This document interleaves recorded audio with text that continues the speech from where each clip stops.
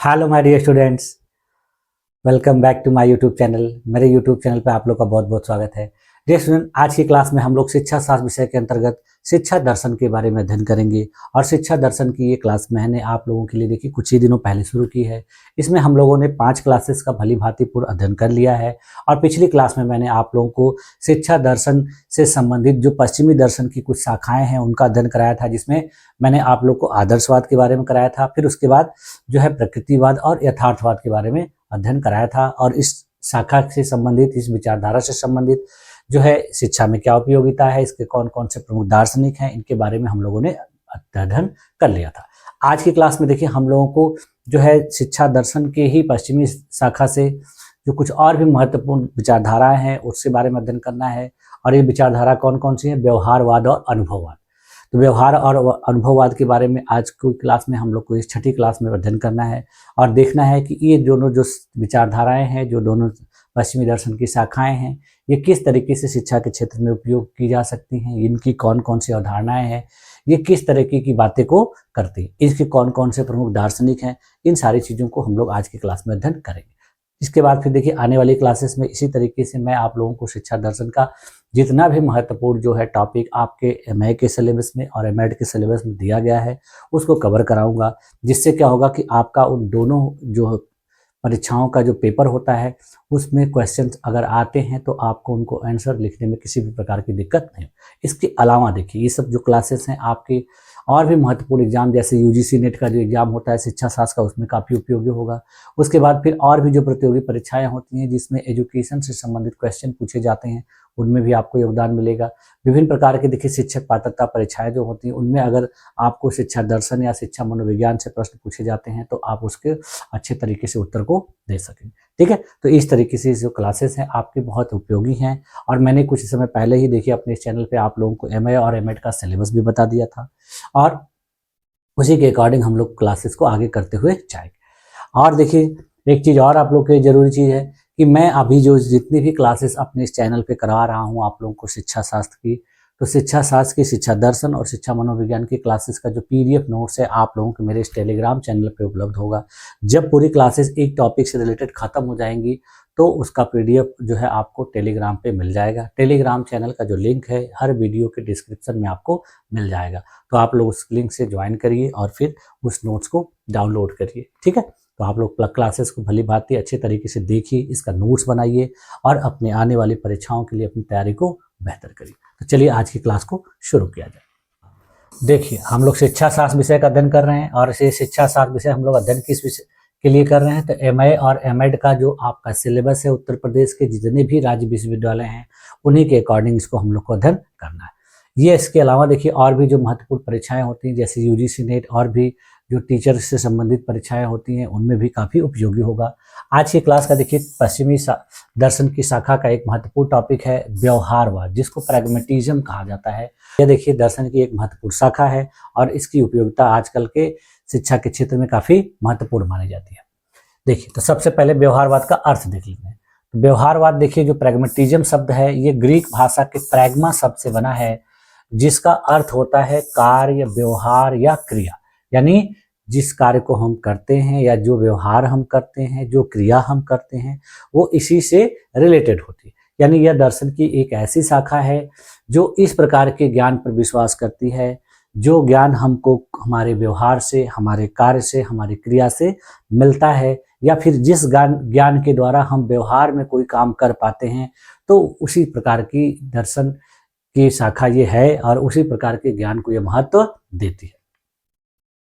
देखिए इस व्यवहारवाद के अनुसार क्या कहा जाता है कि जो सत्य व्यवहार में उपयोगी हो वही सत्य है, अर्थात सत्य स्थिर या शाश्वत नहीं है बल्कि अनुभव और परिणामों के आधार पर बदलता रहे। यानी ये कह रहा है कि कोई भी सत्य या कोई भी बात है, कोई भी तथ्य है, वो तब तक सत्य नहीं होगा जब तक आप उसका व्यवहार में कोई उपयोग नहीं कर लेते हो। या फिर देखिए दूसरे तरीके से कह रहा है कि कोई भी सत्य जो है पूरी तरह से शाश्वत नहीं है, स्थिर नहीं है, बल्कि वह समय और की परिस्थिति के अनुसार बदलता रहता है, उसमें बदलाव होता रहता है।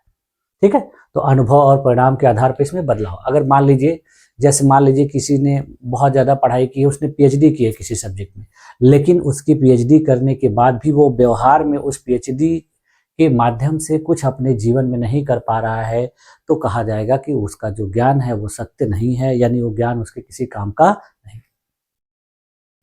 अब देखिए व्यवहारवाद के कुछ प्रमुख दार्शनिक हैं, जो कौन कौन से लोग हैं। तो देखिए पहले जो प्रमुख दार्शनिक है इसके, उनका नाम है चार्ल्स सैंडर्स पियर्स। इनको व्यवहारवाद का जनक माना जाता है। इन्होंने सत्य को व्यवहारिक परिणामों से जोड़ा है, यानी इन्होंने कहा कि सत्य जो है वही चीज है जिसको हम व्यवहारिक रूप में प्रयोग कर सकते हैं, इस्तेमाल कर सकते हैं। दूसरे देखिए महत्वपूर्ण जो विद्वान है वो विलियम जेम्स हैं। इन्होंने व्यवहारवाद को लोकप्रिय बनाया और इनके द्वारा देखिए एक सेंटेंस कहा गया है कि ट्रुथ इज व्हाट वर्क, यानी सच्चाई वही है जो कार्य करती है, यानी हम सत्य उसी को मानते हैं जो हमारे काम है। जैसे मान लीजिए आप कोई बहुत महंगी चीज, बहुत अच्छी चीज खरीद के लाए, लेकिन वो आपके किसी काम की नहीं है, तो कहा जाएगा कि वो व्यर्थ है। ठीक है, तो सत्य अच्छा उसी को माना जाएगा जो हमारे काम का, जिसको हम व्यवहार में उपयोग कर पाते हो। ठीक है, तो इन्होंने इस तरह का इन सारी चीजों का प्रतिपादन किया। उसके बाद देखिए जो और महत्वपूर्ण विद्वान है वो देखिए जॉन ड्यू है। इन्होंने शिक्षा के क्षेत्र में व्यवहारवाद का बहुत ज्यादा विकास किया और इन्होंने शिक्षा को जीवन से जोड़ने पर बल दिया, यानी इन्होंने कहा कि छात्रों को, बच्चों को इस प्रकार की शिक्षा दी जाए जो उनके जीवन में व्यवहारिक हो, यानी उस शिक्षा से वो अपने जीवन को बेहतर बना सकें और अपने जीवन में आने वाली जो समस्याएं हैं, जो कठिनाइयां हैं, उससे लड़ने में उससे मदद पा सकें। तभी जाके शिक्षा कारगर होगी, नहीं तो इसी तरीके से रटाई रटाई शिक्षा प्राप्त करने से या उनको देने से किसी का कोई भला नहीं होगा। तो इस तरीके की बात इस दर्शन के द्वारा कहा जा रहा है।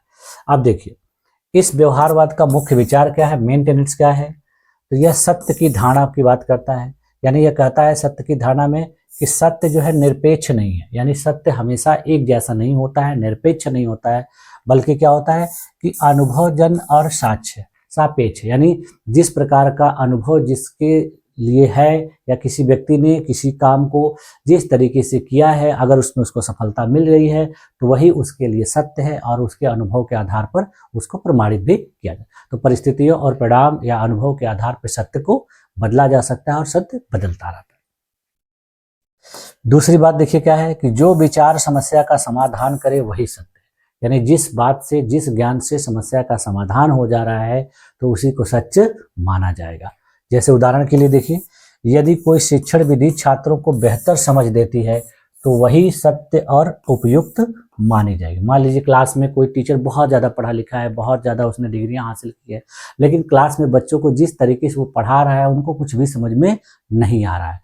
और अगर कोई मान लीजिए कम पढ़ा लिखा है, कोई पोस्ट ग्रेजुएट है या ग्रेजुएट ही है, लेकिन वो इस तरीके से पढ़ा रहा है कि बच्चों को सारी चीज़ें अच्छे तरीके से समझ में आ रही है, तो कहा जाएगा उसका जो ज्ञान है वो बच्चों के लिए सत्य है। बाकी जिसके पास बहुत ज़्यादा डिग्रियां हैं लेकिन उसका ज्ञान उन बच्चों के लिए उपयोगी नहीं। ठीक है, तो यही चीज़ ये दर्शन सत्य के बारे में कह रहा है। दूसरी चीज़ देखिए क्या कहता है ये कि अनुभव और क्रिया पर बल देता है, यानी इसमें कहा जाता है कि जो ज्ञान है वो हमारे अनुभवों से प्राप्त होता है और अनुभव हमको कैसे मिलते हैं, हम जब कोई काम करते हैं। देखिए ज्ञान करने से प्राप्त होता है, यानी जब हमको ज्ञान प्राप्त करना है, अगर हमको कोई चीज़ पढ़ना है, कोई चीज़ समझना है, तो हमको खुद से करना पड़ेगा। पूरी तरह से टीचर के ऊपर डिपेंड रहेंगे तो हमारे लिए वो सही ज्ञान नहीं है, क्योंकि भविष्य में जब हमको वो चीज़ खुद से करनी होगी तो हम उसमें टीचर को ढूंढने लगेंगे तो हमारा सारा जो काम है वो गड़बड़ हो जाएगा। इसलिए इन्होंने इस तरह की बात कही है। देखिए लर्निंग बाय डूइंग व्यवहारवाद का मूल मंत्र, यानी व्यवहारवाद का सबसे मूल मंत्र क्या है, लर्निंग बाय डूइंग, यानी लर्निंग कैसे करना है, करके सीखना है। ऐसे किसी के बताए गए चीज़ों को हूबहू रटना नहीं है, उसी तरीके को दोहराना नहीं है, बल्कि अपने से करके, खुद से समझ के उसको सीखना है। उदाहरण देखिए क्या कहा गया इसमें कि विज्ञान को पढ़ाने के बजाय प्रयोग कराना, यानी विज्ञान में अगर कोई टीचर बच्चों को बहुत ज़्यादा पढ़ा रहा है, बहुत ज़्यादा थ्योरीज बता रहा है, तो उससे उसको कोई फायदा नहीं होगा, बल्कि वो उन सारी चीज़ों को अगर करा के उनको कराए, यानी उनको प्रैक्टिकली सारी चीज़ों को बताए और खुद से करवाए उनको, तो उनके लिए काफ़ी बेहतर होगा। अगली चीज देखिए इसमें परिवर्तनशीलता की बात की जाती है, यानी कहा गया कि जीवन जो है निरंतर परिवर्तनशील है, यानी जीवन हमेशा देखिए एक जैसा नहीं रहता है, इसमें हमेशा कुछ न कुछ बदलाव होते रहते हैं। तो शिक्षा को भी उसी प्रकार से समय और समाज के अनुसार बदलना चाहिए। लेकिन हमारे देश में देखिए विडंबना है कि हमारे देश में जो ट्रेडिशनल तरीके से आज से 30 से 40 साल पहले जिस प्रकार की शिक्षा दी जाती थी, उसी तरीके की शिक्षा चली आ रही और लोगों को उसी प्रकार की शिक्षा की आदत पड़ गई है। नए तरीके से पढ़ने पढ़ाना जो है बहुत से लोगों को अच्छा नहीं लगता है। अब बहुत से लोगों को तो लगता है कि हम पढ़ने क्यों जाएँ, हमको घर पे बैठे ही सारा डिग्री मिल जाए, सारा सब कुछ मिल जाए। पैसे के दम पर लोग सोचते हैं कि हम ये सारी चीज़ें हासिल कर लें, तो पैसे के दम पर डिग्री तो हासिल कर लेते हैं, लेकिन ज्ञान हासिल नहीं कर पाते। ठीक है? तो इस तरीके की बात ये कह रहा है, यानी ये कह रहा है कि डिजिटल युग में आईसीटी आधारित शिक्षण प्रदान की जानी, यानी रटे रटाए पुराने तौर तरीके से बच्चों को पढ़ाने से उनको जो है नॉलेज नहीं होगा, वो किसी काम के नहीं होंगे। तो इसलिए उनको अगर किसी काम के लायक बनाना है, उपयोगी बनाना है, तो उनको आईसीटी का उपयोग यानी जो है कम्युनिकेशन टेक्नोलॉजी का उपयोग करके बेहतर तरीके से उनको सिखाया जाए, बताया जाए, जिससे उनकी समझ बहुत विकसित। इसके बाद फिर देखिए अगला, ये समस्या समाधान दृष्टिकोण की बात करता है, यानी जीवन जो है समस्याओं का समूह है और इन समस्याओं को सही तरीके से हल करने के लिए हमारे पास अच्छा ज्ञान होना चाहिए। तो हमारा जो ज्ञान है शिक्षा के माध्यम से उसी प्रकार का होना चाहिए कि जी हमारे जीवन में जो आने वाली समस्याएं हैं हम उनको अच्छे तरीके से सुलझा लें और उनको जो है अपनी जीवन से दूर कर लें, अपने अंदर उस तरह की क्षमता विकसित कर लें। उदाहरण के लिए देखिए, गणित में वास्तविक जीवन की समस्याएं देकर समाधान कराना, यानी बच्चों को गणित सिखाना है तो गणित के माध्यम से उनको धीरे धीरे अपने वास्तविक जीवन में आने वाली समस्याओं को भी उसी तरीके से हल करने सिखाना है जैसे कठिन से कठिन गणित सवाल को भी वो हल कर लेते हैं। तो इस तरीके से बच्चों को बताना है, सिखाना है। इसके बाद फिर देखिए अगली बात यह क्या करता है, लोकतांत्रिक दृष्टिकोण की, यानी इसके द्वारा कहा जा रहा है इस दर्शन की शाखा के द्वारा कि शिक्षा लोकतांत्रिक होनी चाहिए। इसमें किसी भी प्रकार का किसी के साथ कोई भेदभाव नहीं होना चाहिए, सभी लोगों को समान तरीके से अवसर प्रदान किए जाने चाहिए। इसमें देखिए सहयोग, सहभागिता और स्वतंत्रता पर बल दिया गया। तो इस तरीके से इसके देखिए महत्वपूर्ण जो टेनेट्स थे, महत्वपूर्ण बातें थी। आप देखिए व्यवहारवाद का शिक्षा के क्षेत्र में क्या उपयोग है, शैक्षिक निहितार्थ क्या है, एजुकेशनल इम्प्लीकेशन क्या है। तो देखिए एजुकेशनल इम्प्लीकेशन सबसे पहला क्या है कि यह शिक्षा का जो उद्देश्य है उसके क्षेत्र में देखिए क्या करता है, ये सामाजिक दक्षता के विकास का करता है, समस्या समाधान क्षमता विकसित करता है, व्यवहारिक एवं उपयोगी ज्ञान प्रदान करता है और लोकतांत्रिक नागरिक का निर्माण करता है। यानी शिक्षा के उद्देश्य में ये 4-5 उद्देश्यों की पूर्ति करता है। जैसे देखिए विद्यालय में जीवन कौशल, लाइफ स्किल सिखाना, बच्चों को जब विद्यालय में लाइफ स्किल सिखाई जाती है कि आपको अपने लाइफ में कौन सा काम किस तरीके से करना है, ये सारी चीज़ जब उनको बताई जाती है, व्यवहारिक रूप में सिखाई जाती है, तो ये शिक्षा का उद्देश्य इसी दर्शन के तहत कराया जाता है।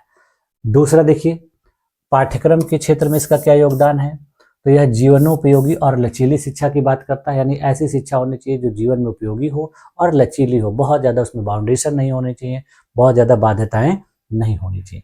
बालक की रुचि, आवश्यकता और समाज पर आधारित शिक्षा उसको दी जानी चाहिए, यानी बालक की रुचि जिस प्रकार की हो, उसकी जैसी आवश्यकता हो और वो जिस समाज में रहता है वो समाज की जिस प्रकार की डिमांड हो उसको उसी प्रकार की शिक्षा दी जानी चाहिए। अगर मान लीजिए कोई बालक जो है अलग पे, जैसे मान लीजिए किसी व्यापारी पेशे से आता है, उसके घर के परिवार के सभी लोग व्यापारिक व्यापार करते हैं, तो उनको उसी तरीके की शिक्षा दी जानी चाहिए जिससे वो अपने घर के व्यापार को बेहतर तरीके से और आगे ले जा सके। तो यही सारी चीजें ये दर्शन कह रहा है। इसके अलावा देखिए ये स्थिर पाठ्यक्रम का विरोध करता है, यानी यह दर्शन जो है कहता है कि पाठ्यक्रम स्थिर नहीं होना चाहिए, बल्कि क्या होना चाहिए कि समय और परिस्थिति के अनुसार उसमें चेंजेज होने चाहिए, उसको मॉडिफाई करना चाहिए, उसको अपडेट करते रहना चाहिए। ऐसा नहीं है कि 20 साल 25 साल पुराना घिसा पिटा सिलेबस ही आगे बढ़ाता चला जाए, ऐसा नहीं होना चाहिए। जैसे उदाहरण के लिए देखिए क्या कहता है पाठ्यक्रम में कि व्यावसायिक शिक्षा को महत्व दिया जाना चाहिए, कौशल आधारित विषयों को पढ़ाया जाना चाहिए, परियोजना आधारित पाठ्यक्रम भी शामिल किया जाए। तो इस तरीके से शिक्षा जो हो जाएगी वो जीवन उपयोगी हो जाएगी और छात्र अपने जीवन में उसका अच्छे तरीके से उपयोग करेंगे। शिक्षण विधियों के लिए देखिए किस तरीके से महत्वपूर्ण है मेथड्स ऑफ टीचिंग के लिए, तो यह देखिए परियोजना विधि को महत्व देता है, प्रोजेक्ट मेथड के द्वारा समस्या समाधान विधि इसमें उपयोग की जाती है, प्रयोग और गतिविधि विधि का इसमें महत्व है और समूह कार्य और चर्चा विधि को भी इसमें महत्व दिया जाए। यानी शिक्षा को इस तरीके से इन विधियों के द्वारा अगर बच्चों को प्रदान किया जाएगा तो वो शिक्षा उनके लिए कारगर होगी, व्यवहारिक होगी। जैसे देखिए पर्यावरण अध्ययन में जल संरक्षण परियोजना को कराना, यानी बच्चों को अगर पर्यावरण अध्ययन के बारे में पढ़ाया जा रहा है उनको बताया जा रहा है। तो जल को कैसे संरक्षित किया जा सकता है उनको खुद से करके दिखाना चाहिए और बताना चाहिए, जिससे क्या होगा कि वो पर्यावरण के बारे में अच्छे तरीके से जाने। शिक्षक की भूमिका के लिए देखिए क्या कहता है, यह दर्शन शिक्षक की भूमिका को क्या कहता है, यह कहता है कि शिक्षक गुरु नहीं बल्कि मार्गदर्शक है, यानी फैसिलिटेटर है। यानी गुरु जो है सर्वे सर्वा नहीं है, बल्कि क्या है कि एक अच्छा मार्गदर्शक है, जो बच्चों के मार्ग में आने वाली समस्याओं को जो है हल करेगा, उनको सही रास्ता बताएगा। छात्रों को देखिए अनुभव प्रदान करने वाला हो, यानी टीचर जो है बच्चों को नए नए अनुभव बताए, क्योंकि टीचर पहले सारी चीज़ें कर चुका है, तो टीचर के पास उन सारी चीज़ों का अनुभव है, तो बच्चों को अपने अनुभव को वो शेयर करेगा, उनको बताएगा, जिससे क्या होगा कि वो आगे आसानी से बढ़ते चले जाएंगे। उदाहरण के लिए देखिए, शिक्षक स्वयं उत्तर न देकर छात्रों से खोज करवाता है। जैसे मान लीजिए कोई क्वेश्चन पूछा जा रहा है, कोई प्रश्न बच्चों को जो बताया जा रहा है, तो शिक्षक पहले उसका आंसर न बता दे, बल्कि बच्चों से खोजने का प्रयास करे, बच्चों को प्रयास करने का अवसर दे कि बच्चे उसका प्रश्न ढूंढें, अपने दिमाग लगाएं, अपने जो है उनकी एबिलिटी है, जो क्षमताएं हैं, उसका प्रयोग करें, तब जाके कहा जाएगा कि सही तरीके से शिक्षा हो रही। बालक की भूमिका देखिए इसमें क्या है, इसमें बालक को शिक्षा का केंद्र माना जाता है, यानी शिक्षा जो है पूरी तरह से चाइल्ड सेंटर्ड होनी चाहिए, स्टूडेंट सेंटर्ड होनी चाहिए, उसी के अनुसार सारी शिक्षा होनी चाहिए। सक्रिय सहभागिता इसमें आवश्यक है, यानी क्लास में बच्चों को जब कोई चीज़ पढ़ाई जा रही है, बताई जा रही है, तो बच्चे जो है सक्रिय रूप से उसमें पार्टिसिपेट करें एक्टिवली। ऐसा ना हो कि टीचर क्लास में पढ़ा रहा है, बच्चे एक दूसरे से बातें कर रहे हैं, बच्चे ध्यान नहीं दे रहे हैं, तो ये ऐसा होना नहीं चाहिए, बल्कि टीचर का जो क्लास है वो इस तरीके का होना चाहिए कि बच्चे उस पर ध्यान से उन सारी चीज़ों को समझें और उसमें रुचि। कक्षा में देखिए छात्र प्रयोग करते हैं और प्रश्न पूछते हैं। कक्षा ऐसी होनी चाहिए कि विभिन्न प्रकार के टॉपिक पर छात्र खुद से प्रयोग करें, और उसमें आने वाली अगर किसी प्रकार की अड़चन है तो वो टीचर से उसके बारे में पूछें, लेकिन करें वो खुद से। ठीक है, तो इस तरीके से बालक की भूमिका के बारे में यह दर्शन कहता है। उसके बाद फिर देखिए इसमें अनुशासन की बात किस तरीके की जाती है, अनुशासन की अवधारणा।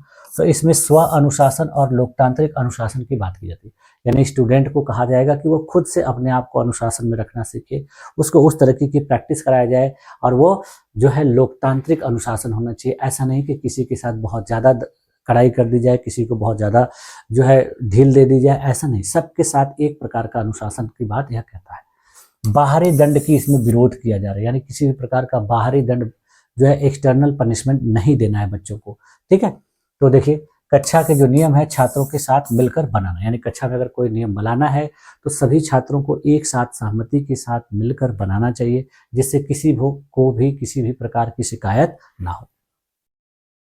इसके बाद फिर देखिए विद्यालय और समाज की बात यह क्या करता है, तो यह दर्शन की जो शाखा है कहती है विद्यालय समाज की लघु प्रतिकृति है, शिक्षा समाज से अलग नहीं। यानी जो है समाज जो है शिक्षा का, विद्यालय का एक लघु रूप है, प्रतिकृति है, और शिक्षा जो है समाज से अलग नहीं होनी चाहिए।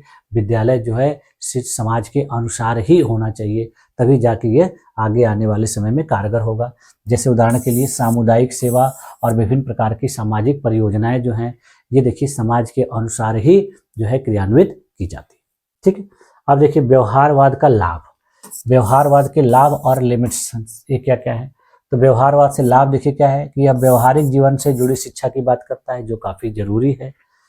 रुचिकर और सक्रिय शिक्षण की बात करता है, ये भी जरूरी है, क्योंकि अगर शिक्षण सक्रिय और रुचिकर नहीं होगा तो फिर उसको कराना बच्चों को व्यर्थ है, बच्चों का समय बर्बाद करना है, और उनका जो है ऊर्जा और बाकी चीजों को भी उनको खराब करना है। ठीक, लोकतांत्रिक मूल्यों की विकास की बात करता है। इसकी देखिए कुछ लिमिटेशंस हैं। लिमिटेशंस क्या हैं कि इसने नैतिक और आध्यात्मिक मूल्यों की अपनी उपेक्षा की, यानी इसमें नैतिक और आध्यात्मिक मूल्यों की बात नहीं की गई है, उनको महत्व नहीं दिया गया। यह अस्थायी सत्य की अवधारणा का इसमें अभाव देखा जाता है, यानी किसी भी चीज को यह अस्थायी सत्य नहीं मानता है, बल्कि सत्य उसी को मानता है जो व्यवहारिक रूप में उपयोगी हो। ठीक, तो इसका देखिए कंक्लूजन क्या निकल के आया इस दर्शन की शाखा का, व्यवहारवाद का, कि व्यवहारवाद जो है शिक्षा को जीवन के निकट लाता है, यह शिक्षा को क्रियात्मक, उपयोगी और समाजोपयोगी बनाता है। जॉन डुई के शब्दों में देखिए कहा गया है कि education is not preparation for life, education is life itself. यानी देखिए बहुत महत्वपूर्ण ये वाक्य कहा गया है जॉन डुई के द्वारा कि एजुकेशन है क्या है, कि एजुकेशन जीवन के बारे में तैयारी नहीं है, बल्कि एजुकेशन खुद ही जीवन है। यानी हमारा जीवन जो है वो खुद ही एजुकेशन है, हमको जीवन भर कुछ न कुछ सीखते रहना है। एजुकेशन का मतलब ये नहीं है कि हम अपने जीवन के बारे में तैयारी करें। देखिए इन्होंने कहा है कि education is not preparation for life, यानी जीवन की तैयारी शिक्षा नहीं है, बल्कि जीवन हमारा खुद ही शिक्षा है। देखिए एजुकेशन इज लाइफ इटसेल्फ। ठीक, तो ये जो है महत्वपूर्ण बात है और इसी तरीके की शिक्षा व्यवस्था हमारे समाज में देखने को मिलनी चाहिए। शिक्षकों को उसी तरीके से बच्चों को शिक्षा देनी चाहिए। ठीक है, आप देखिए हम लोग जो दर्शन की दूसरी शाखा है आज की क्लास में उसको हम लोग को देखना है, अनुभववाद, एम्पिरिसिज्म। ये भी देखिए एक महत्वपूर्ण दर्शन की, पश्चिमी दर्शन की सिद्धांत की शाखा है, विचारधारा है। तो इसका देखिए अर्थ देख लेते हैं अनुभववाद का। तो अनुभववाद वह दार्शनिक सिद्धांत है जिसके अनुसार ज्ञान का मूल स्रोत अनुभव है। यानी देखिए वहाँ क्या हम लोगों ने देखा कि ज्ञान वही चीज हमारे लिए है या सत्य वही है जिसको हम व्यवहारिक रूप में प्रयोग कर सकते हैं। और यहाँ क्या कह रहा है कि ज्ञान का जो मूल स्रोत है वो अनुभव, यानी ज्ञान की प्राप्ति कैसी होती है, अनुभवों से होती है। यानी हम जो कोई काम करते हैं और उस काम के बाद हमको जिस प्रकार का अनुभव होता है तो उसी अनुभव से हम उस ज्ञान की प्राप्ति करते हैं। मनुष्य जो कुछ भी जानता है वह इंद्रियों के अनुभव से, यानी देखना, सुनना, छूना, सूंघना और चखना से प्राप्त। यानी ये कह रहा है दर्शन कि मनुष्य को जो कुछ भी ज्ञान प्राप्त होता है वो हमारी इंद्रियों के द्वारा जो अनुभव होता है उसी से प्राप्त होता है। और हमारी जो 5 इंद्रियां हैं तो उन 5 इंद्रियों के द्वारा जैसे देखिए हम आँख से देखते हैं, कान से सुनते हैं, हाथ से अपने स्किन से किसी चीज़ को छूते हैं, नाक से सूंघते हैं और जीभ से चखते हैं। तो इससे हमको जो अनुभव प्राप्त होता है उसी के अनुसार हम उस ज्ञान की प्राप्ति करते हैं। अनुभववाद देखिए जन्मजात विचारों को अस्वीकार करता है और मानता है कि ज्ञान सीखने की प्रक्रिया से विकसित होता है। यानी यह दर्शन का जो शाखा है, विचारधारा कहता है कि कोई भी ज्ञान बच्चों में जन्मजात नहीं होता है, बल्कि वह अनुभव के द्वारा सीखने से प्राप्त होता है। विभिन्न प्रकार के समय में, विभिन्न प्रकार की उम्र के दौरान बालक जो कुछ भी अनुभव करता है वो उस चीज का सही तरीके से सीखते हुए आगे बढ़ता है। अब देखिए अनुभववाद के जो कुछ प्रमुख दार्शनिक हैं, तो सबसे पहला नाम देखिए आता है जॉन लॉक का। ये अनुभववाद के प्रमुख दार्शनिक माने जाते हैं। देखिए अनुभववाद के प्रमुख प्रवर्तक हैं। बालक का मस्तिष्क जो है जन्म के समय देखिए टेबुला रासा की तरह होता है, यानी कोरी पटिया की तरह होता है। यानी जिस प्रकार से एक कोरा सैंपट होता है या पटिया होती है जिसपे कुछ नहीं लिखा गया होता है और आप जो लिख देंगे वही उस पर लिखा जाएगा, तो उसी तरीके से प्रारंभ में बचपन में बच्चों का मस्तिष्क होता है। ठीक है, ज्ञान अनुभव से भरता जाता है, इसको धीरे धीरे जो है अनुभव प्राप्त होता जाता है और धीरे धीरे उसके मस्तिष्क में वो ज्ञान भरता जाता है और एक समय आता है कि उसके पास ज्ञान का भंडार हो जाता है। दूसरे महत्वपूर्ण विद्वान देखिए क्या है, जॉर्ज बर्कले हैं। इन्होंने देखिए क्या कहा है कि to be is to be perceived.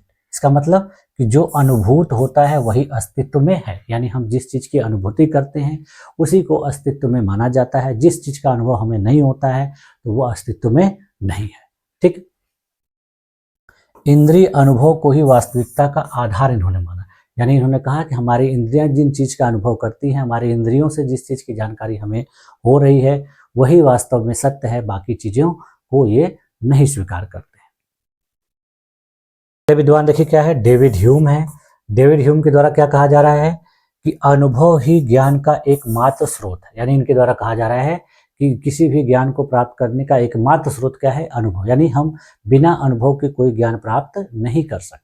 अब वो अनुभव हमको चाहे हमारी आंखों से हो, चाहे हमारी त्वचा से हो, चाहे हमारी जीभ से हो, चाहे हमारे कान से हो, मतलब हमारे इंद्रियों के द्वारा ही अनुभव होगा और फिर हम उसी चीज को सीखेंगे।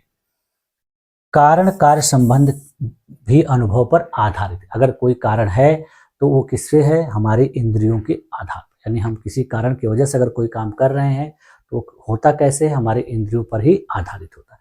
ठीक है, इस तरीके की बात ये कहते हैं। अनुभववाद के देखिए मुख्य विचार क्या है, मेन टेनेट्स ऑफ एम्पिरिसिज्म। तो मुख्य विचारों में सबसे पहले देखिए ज्ञान का स्रोत जो है अनुभव है। यानी कहा जा रहा है कि ज्ञान का स्रोत अनुभव है, अनुभवों के द्वारा ही ज्ञान प्राप्त होता है। मनुष्य किसी भी विचार और या अवधारणा के साथ जन्म नहीं लेता। यानी जन्म लेते समय मनुष्य के किसी भी बालक में कोई भी विचारधारा नहीं होती, कोई भी विचार पहले से नहीं होता, बल्कि सभी विचार उसके पास कहाँ से आते हैं? अनुभव से होते हैं। यानी वो जिस प्रकार का अनुभव करता है उसी प्रकार की विचार और धारणा उसके मस्तिष्क में होती है। जैसे उदाहरण के लिए देखिए, बालक अगर कोई है तो उसको देखिए आग जलाती है। इसका मतलब क्या है कि बालक यह चीज को समझ जा रहा है कि आग जो है हमारे लिए नुकसानदायक है। तो बच्चे को शुरू में बचपन में ये चीज नहीं मालूम थी कि आग से मुझे नुकसान हो, लेकिन उसे पता कब चला? जब उसको आग के पास ले जाया गया या गलती से उसने आग को टच कर लिया, तब उसको अनुभव हुआ कि ये जो चीज है हमारे लिए नुकसानदायक। आप देखते होंगे कि छोटे छोटे जो बच्चे होते हैं, जब आग जलती है तो उनको जो रंग बिरंगी लपटें जो निकलती है तो उसको पकड़ने का प्रयास करते हैं, लेकिन गलती से अगर वो उसको पकड़ते समय अगर जल जाते हैं तो फिर उनको ये अनुभव हो जाता है कि ये चीज़ मेरे लिए अच्छी नहीं है। फिर आप उनको ज़बरदस्ती उसके पास दोबारा ले जाएंगे तो भी वो नहीं जाएंगे और रोने लगेंगे। इसका मतलब क्या है कि इस चीज़ का ज्ञान उनको पहले से नहीं था, लेकिन जब उन्हें अनुभव हुआ, यानी उनको जब जलन हुई, उनको शरीर में क्षति हुई, तब उनको लगा कि हाँ, ये चीज़ हमारे लिए नुकसानदायक। ठीक है, तो इसीलिए इसमें बताया गया है। और ये कैसे उसको पता चलता है? अनुभव।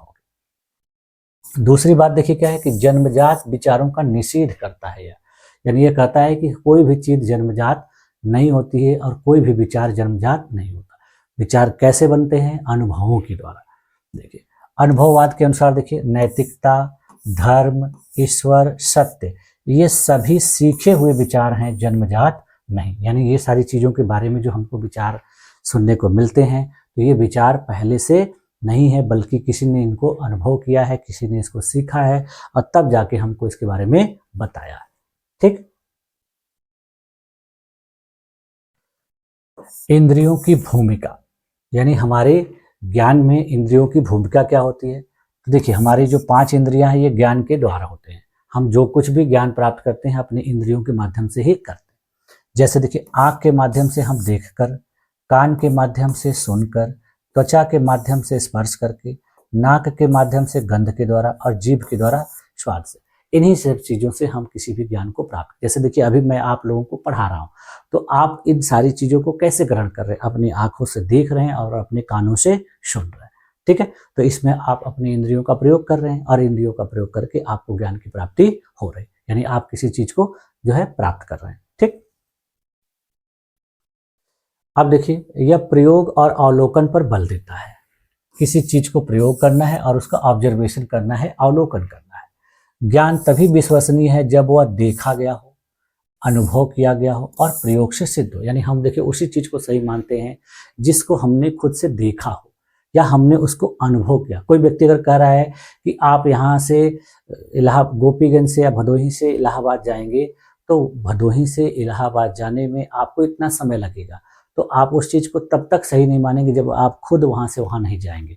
तो आप जब खुद से वहाँ जाएंगे तो आपको पता हो जाएगा, आपको अनुभव हो जाएगा कि नहीं, यहाँ जाने में इतना समय लगता है। तो इससे क्या होगा कि आपका जो उस चीज़ के प्रति जो ज्ञान है वो एकदम पूरा तरह से सही हो जाएगा। ठीक। अब देखिए, अगली बात यह कहता है कि मनोवैज्ञानिक आधार। तो मनोवैज्ञानिक आधार भी देखिए कैसे कहता है यह कि अनुभववाद जो है आधुनिक शैक्षिक मनोविज्ञान का आधार माना जाता है। यानी जो आधुनिक शैक्षिक एजुकेशनल साइकोलॉजी है ये उसका बेस माना जाता है। क्यों? क्योंकि उसमें कहा जाता है कि कोई भी ज्ञान जो सीखा जाता है वो अनुभव से सीखता है। यानी अनुभव और अभ्यास के द्वारा जो हम जो कुछ भी प्राप्त करते हैं वही हमारा क्या होता है? अनुभव जो है अधिगम कहलाता है। तो अधिगम और अनुभव दोनों क्या है? एक दूसरे से बहुत बेहतर तरीके से जुड़े। बिना अनुभव का अधिगम नहीं होगा। तो इसीलिए ये देखिए शैक्षिक मनोविज्ञान का आधार कहा जाता है। अब देखिए अनुभववाद का शैक्षिक निहितार्थ, एजुकेशनल इम्प्लीकेशन ऑफ एम्पिरिसिज्म। तो शिक्षा के क्षेत्र में इसका देखिए क्या उपयोग है। अनुभववाद ने शिक्षा को देखिए पुस्तक केंद्रित से अनुभव केंद्रित बनाया। यानी ये दर्शन की जो शाखा है वो कहती है कि शिक्षा पुस्तक केंद्रित ना होकर कैसे होनी चाहिए? अनुभव केंद्रित होनी चाहिए। शिक्षा के उद्देश्य के बारे में देखिए क्या कहता है। तो इसके द्वारा कहा जाता है ज्ञान की प्राप्ति अनुभव के द्वारा होनी चाहिए, बालक का बौद्धिक विकास किया जाना चाहिए और वास्तविक जीवन के लिए तैयारी की जानी चाहिए। उदाहरण के लिए देखिए, केवल रटने के बजाय करके सीखने पर जोर दिया जाना। यानी क्लास में बच्चों को हर चीज रटाई न जाए बल्कि उनको खुद से करने का अवसर दिया जाए। पाठ्यक्रम से संबंधित देखिए इसका क्या योगदान है। तो पाठ्यक्रम के बारे में देखिए विज्ञान, गणित, प्रकृति अध्ययन, प्रयोगात्मक विषयों की बात करता है और अमूर्त विषयों की अपेक्षा जो है मूर्त विषयों पर बोल देता है। यानी कहता है कि ऐसे विषयों पर ज़्यादा जोर न दिया जाए जो पूरी तरह से अमूर्त है, बल्कि ऐसे विषयों पर जोर दिया जाए जो मूर्त है, यानी जिसको हम अपनी इंद्रियों के द्वारा अनुभव कर सकते हैं, जिसको हम प्रमाणित कर सकते हैं, जिससे संबंधित प्रयोग कर सकते हैं, उस पर ज़्यादा जोर दिया जाए। जो चीज़ अमूर्त है उस पर ज़्यादा फोकस ना किया जाए। जैसे उदाहरण के लिए देखिए, भूगोल में मानचित्र बनवाना, विज्ञान में प्रयोग करवाना। अगर बच्चों को भूगोल पढ़ाई जा रही है तो उनको मानचित्र बनवाया जाए और जो भी चीज़ आप बता रहे हैं उनको मानचित्र में दर्शाइए, दिखाकर बताइए, तब जाके उनको उसके बारे में सही तरीके से जानकारी हो। अगर आपने बताया कि जम्मू कश्मीर में बहुत ज़्यादा बर्फबारी पड़ती है, जम्मू कश्मीर जो है आतंक से प्रभावित राज्य है, तो आपको उसको मैप में दिखाना पड़ेगा कि जम्मू कश्मीर कहाँ पर है, उसकी किस प्रकार की स्थिति है और वो इस स्थिति की वजह से कैसे आतंकवाद से प्रभावित। तो इस तरीके से बच्चों को विज्ञान पढ़ाना है तो विज्ञान में जैसे आपको कोई भी टॉपिक पढ़ाना है तो आपको जैसे प्रकाश संश्लेषण पढ़ाना है या वाष्पोत्सर्जन पढ़ाना है, कुछ भी पढ़ाना है तो उसको प्रयोग करके बच्चों को कराइए, दिखाइए, तब जाके वो उसके लिए सही होगा।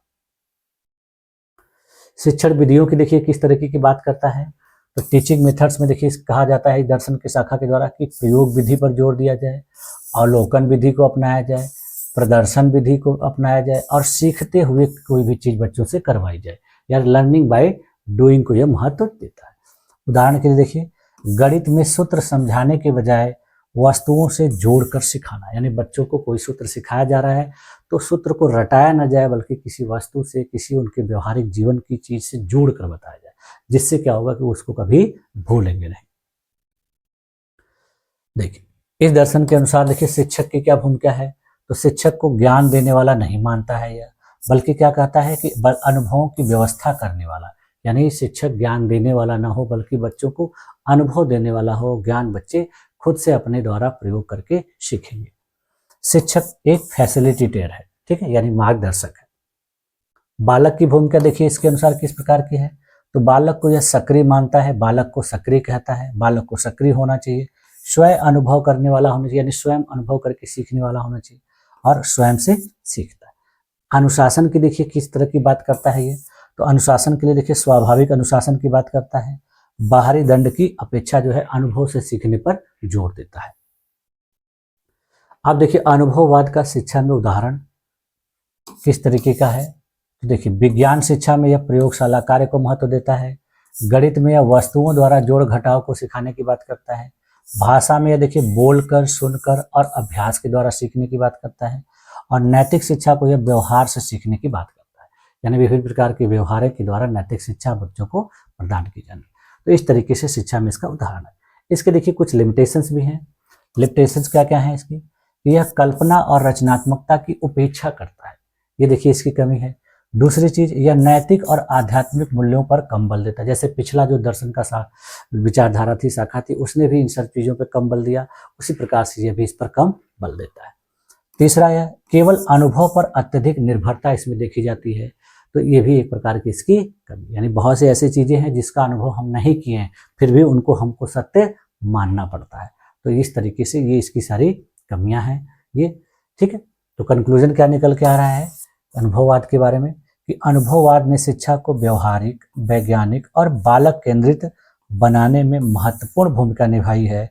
अतः कहा जा सकता है कि अनुभववाद शिक्षा को जीवन से जोड़ने वाला दर्शन, यानी ये दर्शन ऐसा है जो शिक्षा को जीवन से जोड़ने की बात करता है, और जोड़ने की बात किसके आधार पर करता है, तो विभिन्न प्रकार के अनुभवों के द्वारा, और वो अनुभव जो ज्ञानेंद्रियों से प्राप्त होते हैं, ठीक है। तो इस तरीके से देखिए आज की क्लास में हम लोगों ने पश्चिमी दर्शन की दो महत्वपूर्ण शाखाओं जो है अनुभववाद और व्यवहारवाद, इन दोनों को बेहतर तरीके से जो है उदाहरण के साथ अनुभव किया, और आने वाली जो क्लासेस हैं उसमें हम लोग जो पश्चिमी दर्शन की कुछ और भी महत्वपूर्ण विचारधाराओं के बारे में अध्ययन करेंगे।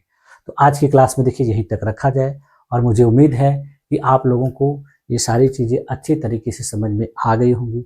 अगर इसके बावजूद भी आप लोगों को किसी भी प्रकार का कोई डाउट कहीं भी नज़र आता है तो आप लोग कमेंट कर सकते हैं, और आपके कमेंट के माध्यम से मैं जो भी त्रुटि नज़र आएगी उसको दूर करने का पूरा प्रयास करूँगा, ठीक है। तो आप लोगों ने मेरी इस क्लास में अपने आप को इतनी देर तक इतनी धैर्यपूर्वक बनाए रखा, इसके लिए आप लोग का बहुत बहुत धन्यवाद।